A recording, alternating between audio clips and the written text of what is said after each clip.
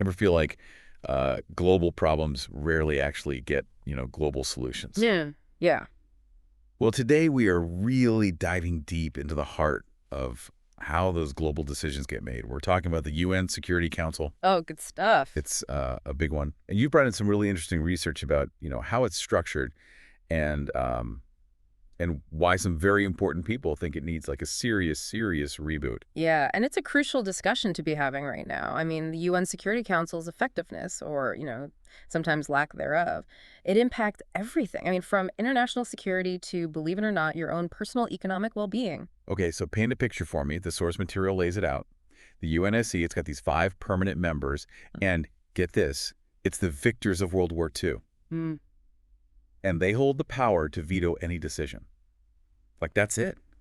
What were they thinking back then, creating a system like that? Well, I mean, the thinking at the time, right, the intention behind the veto was to ensure that these major powers, right, the ones with, arguably the most to lose, Right. that they wouldn't block actions that were seen as, like, vital for international peace. Okay, They really were trying to, safeguard against another world war. makes sense. But, the question is, does it really work? I mean, did it give a handful of nations, basically a free pass to act with impunity? And the answer is, Debatable, but I think, sadly, probably yes. yeah.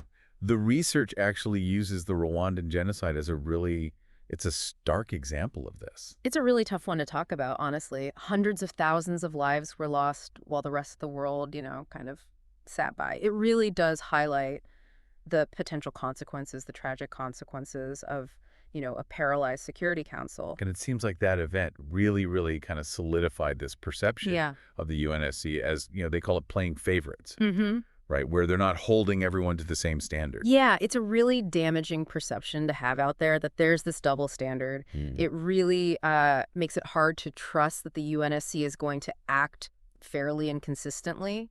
Yeah, and if you can't even get past that, then how are you supposed to get anything done? Exactly. It just makes working together on global issues, I mean, forget about it, almost impossible. So what do we do? How do we fix it? Right.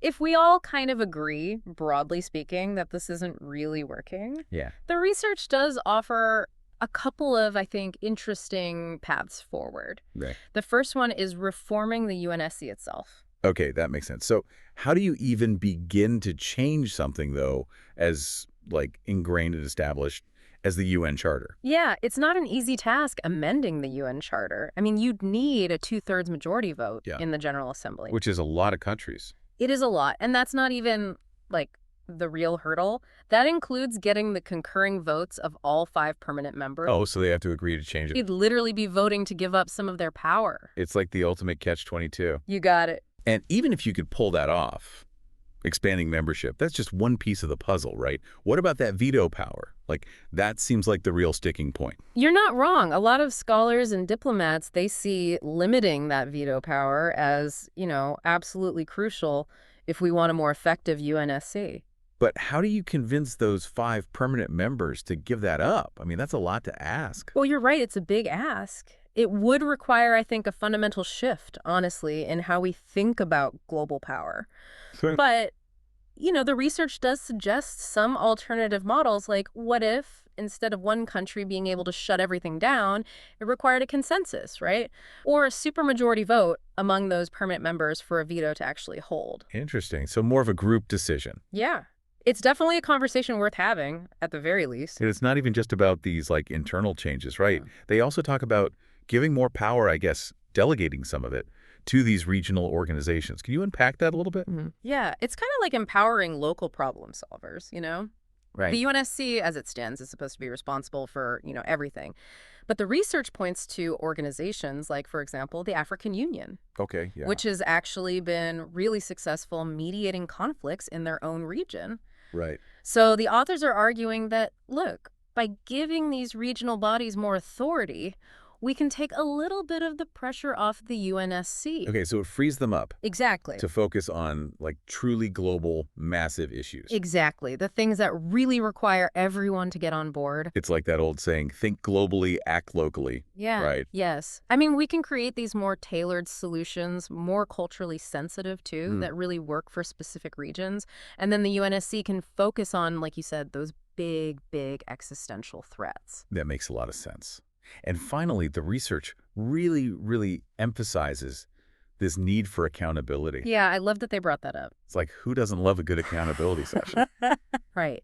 But in all seriousness, this is really crucial for any organization, Oh, yeah. but especially for something like the UNSC that has this much power. So how do we make sure that happens, though? I mean, are we just relying on, like, the honor system here? Well, I mean, obviously not. That wouldn't work out so well, would it? Probably not.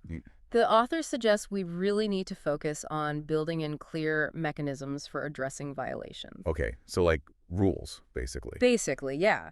And we need transparency, too. If we don't know what's happening, how can we hold anyone accountable? That's true.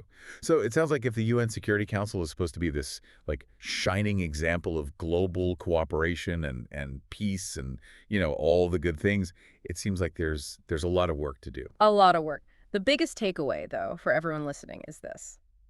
The UNSC, whether or not it's effective, impacts everyone. That's true. Think about it. Preventing the next pandemic, mitigating the effects of climate change, these things they demand a functioning global body that can actually respond effectively and quickly. We need everybody on the same page. Exactly. And if the UNSC isn't it, then what is it? What are we even doing here? Ooh, now that's something to think about.